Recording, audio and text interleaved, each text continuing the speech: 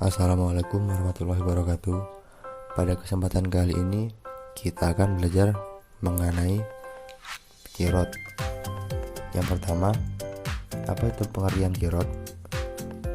Di dalam kitab Fathul Qorib Al-Mujib, Syekh Muhammad Ibnu Al-Qasim Al-Ghazali menyatakan kirot adalah penyerahan harta dari sahibul mal kepada pengelola dana sebagai modal usaha, di mana keuntungannya itu dibagi di antara keduanya. Dari definisi tersebut dapat disimpulkan bahwa kirot adalah pemberian modal dari seseorang kepada orang lain untuk dijadikan modal usaha dengan harapan memperoleh keuntungan yang akan dibagi sesuai dengan perjanjian. Biasanya kirot ini dilakukan oleh pemilik modal, baik perorangan maupun lembaga, dengan pihak lain yang memiliki kemampuan untuk menjalankan suatu usaha. Besar kecil bagian tergantung pada kesepakatan kedua belah pihak sebelumnya. Dan apabila kirot menyangkut modal yang cukup besar, sebaiknya diadakan perjanjian tertulis dan dikuatkan dengan menghadirkan saksi yang disetujui oleh kedua belah pihak tersebut. Adapun yang kedua, dasar hukum kirot. Kirot dalam Islam hukumnya mubah atau boleh, bahkan dianjurkan karena dalam kirot terdapat unsur tolong-menolong dalam kebaikan. Rasulullah SAW sendiri pernah mengadakan kirot dengan Siti Khadijah, lebih tepatnya sebelum menjadi istrinya sewaktu berniaga ke Syam. Rasulullah SAW juga bersabda dalam hadis yang diriwayatkan Ibnu Majah, yang artinya ada 3 pahala yang diberkahi, yaitu jual beli yang ditangguhkan, memberi modal, dan mencampur gandum dengan jeli untuk keluarga, bukan untuk dijual. Adapun rukun dan juga syarat kirot, yaitu dalam konteks kirot, rukun adalah hal pokok yang wajib ada di dalam akad atau transaksi, dan jika salah satu tidak terpenuhi, maka akad itu tidak akan sah hukumnya. Adapun rukun dan syarat kirot adalah sebagai berikut. Yang pertama yaitu pemilik modal dan pengelola modal. Syarat keduanya ini adalah sudah mumayyiz, berakal sehat, dan tidak terpaksa. Yang kedua ada modal usaha. Modal usaha ini bisa berupa uang, barang, ataupun aset lainnya yang berharga. Yang ketiga ada jenis usaha. Usaha yang dijalankan jelas dan disepakati bersama. Yang keempat ialah keuntungan. Pembagian keuntungan disepakati bersama saat mengadakan perjanjian. Yang kelima adalah ijab qabul, serah terima di antara keduanya, dan harus jelas dan dituangkan dalam surat perjanjian.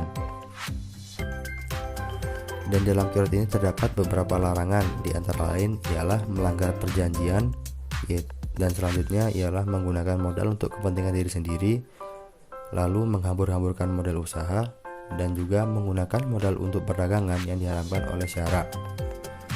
Dan yang selanjutnya ialah bentuk-bentuk kirot.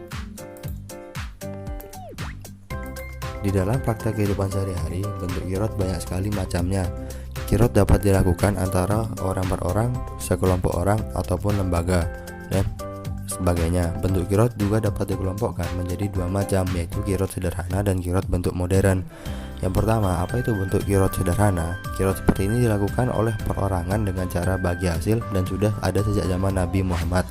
Bahkan sebelum Islam datang, kirot dalam bentuk ini dilakukan oleh umat manusia. Sebagaimana Nabi Muhammad SAW sebelum diangkat menjadi Rasul pernah menjalan perdagangan menggunakan sistem kirot, yaitu dengan Siti Khadijah sebagai pelaku usaha dengan Khadijah sebagai pemilik modal. Kirot bentuk sederhana ini sampai sekarang masih dipraktikkan di perkotaan maupun di pedesaan. Nah, selanjutnya ada bentuk kirot yang kedua, yaitu kirot modern. Saat ini banyak orang menabung di bank syariah, di mana prinsip-prinsip kerjanya berdasarkan syariat Islam dengan cara bagi hasil sesuai dengan perjanjian. Seorang nasabah yang menyimpan uangnya di suatu bank syariah mengadakan akad dengan pihak bank dalam bentuk kirot. Pihak bank akan menjalankan uang itu untuk dikelola, sedangkan keuntungannya yang didapatkan diberikan kepada kedua belah pihak dengan cara bagi hasil. Dan juga istilah kirot disebut dengan mudorabah. Kata mudorabah digunakan oleh orang Irak, sedangkan orang Hijaz, yaitu orang Arab yang di Makkah atau Madinah, menyebutnya dengan istilah kirot. Dengan demikian, mudorabah dan kirot adalah 2 istilah untuk maksud yang sama, sedangkan dalam istilah bisnis perdagangan sering disebut dengan investasi. Lalu yang selanjutnya adalah manfaat kirot.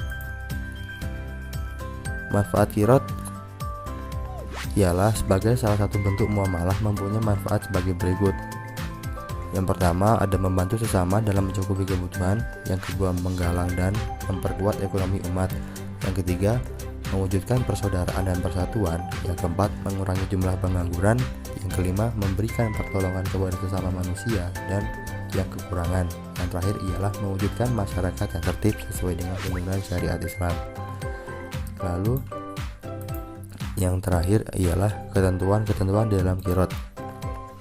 Beberapa ketentuan dalam qiraat ialah yang perlu diperhatikan dalam masalah qiraat sebagai berikut. Yang pertama, agar pelaksanaan qiraat dapat berjalan sukses, maka diperlukan adanya kemauan dan juga kemampuan kedua belah pihak. Yang kedua, pemilik modal harus mempunyai kepercayaan dan juga kecermatan melihat pengelola dan bidang usaha yang ia modali. Yang ketiga, pemilik dan pengelola modal harus jujur, bisa dipercaya, dan bertanggung jawab serta profesional. Yang keempat ialah perjanjian antara pemilik dan pengelola modal dibuat dengan jelas untuk menghindari perselisihan sejak dini yang mungkin bisa terjadi, dan jika perlu menghadirkan saksi yang disetujui oleh kedua belah pihak.